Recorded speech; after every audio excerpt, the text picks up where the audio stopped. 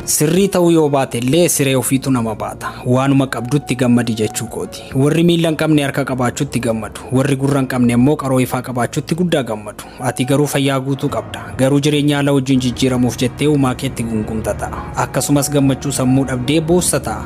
Dafii yaada kee jijjiiri. Hin bari'u seetee halkan tokkotti abdii kee hin muratiin. Boru ifa arguuf jirta.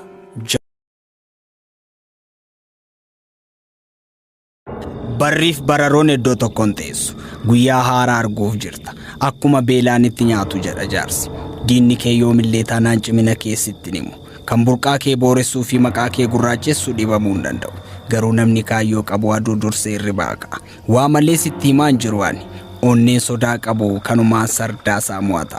Dhageessaa laata kaayyoon ulfa caalaa ulfaata. Akka ulfi ulfaatuu fi dhugaan firan qabu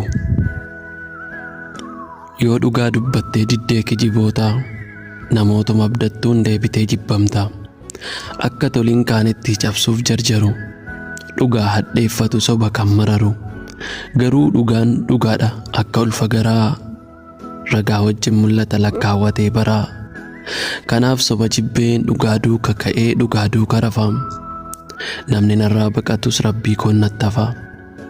Kijiba dubbadhee jaallatamuu mannaa dhugaa koo dubbadhee jibbamuu naaf fayyaa dhugaa koo dubbadhee.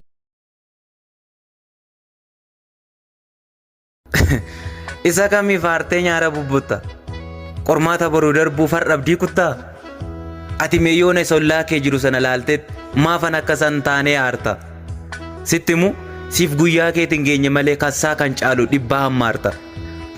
Hammam yoo beela'e eenyutu toon bilcheeffatii nyaata muuxannoo malee dorgommiif bahee dhiyaata dorgommii boriif jirtarra muuxannoo fudhachaa.